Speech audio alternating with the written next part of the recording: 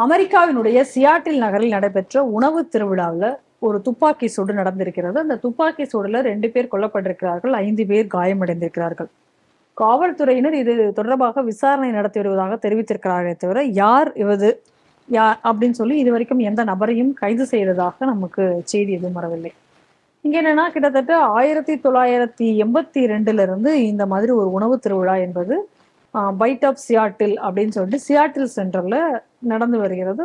அதுல வந்து ஈவினிங்ல மட்டும் அந்த நிகழ்ச்சி நடத்துக்கும். அதுல வந்து பல உள்ளூர் இருக்கக்கூடிய நூற்றுக்கணக்கான உள்ளூர் உணவு வர்த்தகம் பண்ணவர்கள்லாம் அங்க வருவாங்க. விதவிதமான உணவுகள் இருக்கணும். அது மட்டும் இல்லாமல் இசை கச்சேரிகள் நடைபெறுவது வழக்கம். இந்த முறை அதாவது 3 நாட்களுக்கு இந்த நிகழ்ச்சியானது அங்க நடக்குமா. அது வந்து 3,50,000 பேர் பங்கேற்கக்கூடிய ஒரு நிகழ்வு. அதுலதான் வந்து இந்த மாதிரியான ஒரு இது நடந்திருக்கிறது, துப்பாக்கி சூடு. தொடர்ந்து அமெரிக்காவில் இந்த மாதிரி பல சம்பவங்கள் நடந்து வருகிறது. இதை நம்ம 2 விஷயம் பார்க்கணும். அமெரிக்காவில் என்ன சொல்ல, இட்ஸ் வெரி ஹெவிலி போலீஸ்ட் கண்ட்ரிம்பா. அதெல்லாம் கம்பேர் பண்ணும்போது இந்தியா தான் த மோஸ்ட் லீஸ்ட் போலீஸ்ட் கண்ட்ரி. ஆனால் அமெரிக்காவில் இந்த மாதிரியான குற்றங்கள் அடிக்கடி நடக்கிறது. அப்போ நம்ம என்ன புரிஞ்சுக்கணும்னா, நம்ம ஊர் போலீஸ்காரங்க அமெரிக்கன் போலீஸ்காரர்களையும் கூட திறமையானவர்கள் ஒன்று புரிஞ்சுக்கணும். அது மட்டும்தான் காரணமான கண்டிப்பாக அது கிடையாது. காரணம் என்ன அப்படின்னு சொன்னால், நம்ம நாட்டு மக்கள் பண்பட்ட மக்கள். நம்ம நாட்டு மக்களுக்கு தன்னொழுக்கம் என்று கொஞ்சம் இருக்கிறது.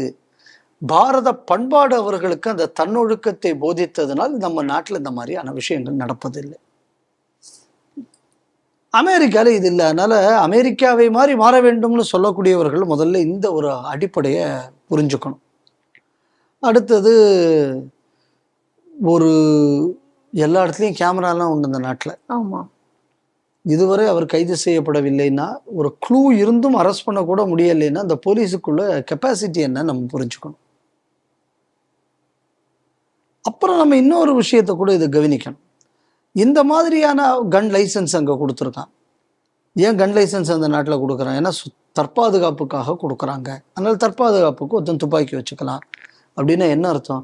இந்த நாட்டின் சட்டத்தாலையும் அந்த நாட்டின் நிர்வாகத்தாலேயும் உங்களை பாதுகாக்க முடியலை, அதனால் நீங்கள் உங்களை பாதுகாத்துங்க. அதனால தானே கன் லைசன்ஸே கொடுக்குறான். அப்போ எந்த அளவு வந்து அது ஒரு வீக்கான கண்ட்ரிங்கிறதுக்கு இது இன்னொரு உதாரணம்.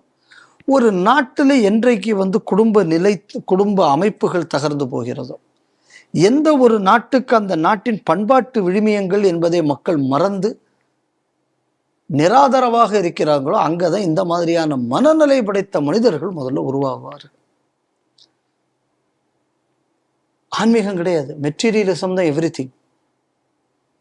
ஸோ அப்போ என்ன அப்படின்னா, ஒரு ஃபெயிலியரை வந்து சந்திக்கக்கூடிய மனோநிலை வந்து அவ்வளோ ஈஸியாக வந்து டெவலப் ஆகுது. ஸோ இது உளவியல் ரீதியான விஷயமும் இதில் அடங்கி இருக்கு. ஸோ இதை பார்க்கும்போது நம்ம எதை புரிஞ்சுக்கணும் அப்படின்னா, இந்தியா எவ்வளோ சேஃபான நாடுன்னு புரிஞ்சுக்கணும். ரெண்டாவது, இந்த லோன் வொல்ஃப் அட்டாக் இது அமெரிக்காவில் பல இடங்களில் நடத்துவோம்னு இப்போ பல அடிப்படைவாத முஸ்லீம் அமைப்புகள் சொல்லிக்கிட்டு இருக்காங்க. இப்போ இது அந்த மாதிரியான ஒரு அட்டாக்கா, இல்லை ட்ரக்குனால ஒருத்தன் என்ரேஜ் பண்ணின அட்டாக்கா, இல்லைன்னா வேற எந்த காரணத்திற்காக நடந்த அட்டாக்? இப்போ இந்த மாதிரி ஒரு அட்டாக் நடந்தாச்சுன்னா இதுக்கப்புறம் இதை தொடர்ந்து பல செய்திகள்லாம் நீங்கள் அந்த அமெரிக்காலாம் பார்க்க முடியாது. இப்படி பல அட்டாக் நடந்திருக்கும். அந்த 1-2 நாள் ஏதோ 1-2 வார்த்தையை போட்டு அதோட நிப்பாட்டிடுவாங்க. என்ன உண்மை என்பது மக்களுக்கே தெரியாமல் இருக்கக்கூடிய ஒரு அரசாங்கம். ஆனால் இவன் தான் உலகத்தில் எல்லாவற்றையும் டிரான்ஸ்பரன்சி வேணும்னு சொல்லக்கூடியவனாக இருப்பான். ஸோ இந்த மாதிரியான தாக்குதல்கள் நடப்பதற்கு இந்த மாதிரி பல காரணங்கள் இருக்கிறது. இந்த காரணங்களை நம்ம ஒரு என்னங்கிறத கண்டுபிடிப்பதற்கு முன்னாடி இந்த காரணங்களை தெரிஞ்சுக்கிட்டா அதை சரி பண்ணலாங்கிறது ஒரு பக்கம் இருந்தால் கூட, இந்த மாதிரி ஒரு சாதாரணமாக ஆயுதத்தை கொண்டு படப்படான்னு இந்த மாதிரி நடக்கிறது அப்படிங்கக்கூடியது எதை காட்டுறதுன்னு, த வல்னரபிலிட்டி ஆஃப் அமெரிக்கன் சிஸ்டத்தை காட்டுறது. அந்த நாட்டு மக்களுக்கு தனிப்பட்ட முறையில் பாதுகாப்பு என்பதை உறுதி செய்வதற்கு அந்த நாட்டிற்கு தகுதி இல்லை என்பதை இது தெரியப்படுத்துகிறது. இந்த ஒரு நிலையில இன்னைக்கு வந்து ட்ரம்ப் எடுக்கக்கூடிய முட்டாள்தனமான பல நடவடிக்கைகள், இதை பயன்படுத்தி வேற பயங்கரவாத குழுக்கள் செயல்பட தொடங்கி இந்த மாதிரி பல விஷயங்கள் நடந்ததுன்னா இதோட தாக்கம் உலகம் முழுக்க இருக்கும். இதுல உத்வேகம் பெற்று பல பல ஊர்களை துப்பாக்கி எடுத்துட்டு கிளம்புவோம். கண்டிப்பா. ஸோ அந்த மாதிரியான ஒரு சூழல் இன்னைக்கு டெவலப் ஆகிட்டு இருக்கு. இது உண்மைக்குமே இது வருந்தத்தக்க விஷயம்.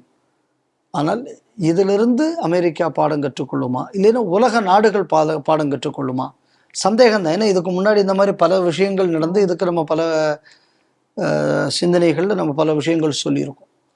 எந்த ஒரு பெரிய படிப்பினையும் இந்த உலகம் தெரிஞ்சுக்கலை. அதனால் இந்த ஒரு இன்சிடெண்ட்டுக்கு அப்புறமாவது கொஞ்சம் விழிப்புடன் செயல்பட்டால் அமெரிக்கா மட்டும் இல்லை, உலகத்தில் எல்லா நாடுகளும் பெரிய பெரிய பாதிப்புகளை வருங்காலத்தில் தவிர்க்கலாம். ஏன்னா இதெல்லாம் கூடத்தான் போகுது. கரெக்ட். ஸோ இதற்கான ஒரு தொடக்கமாக இந்த விஷயம் அமையட்டும் அப்படின்னு நான் கேட்டுக்கிறேன்.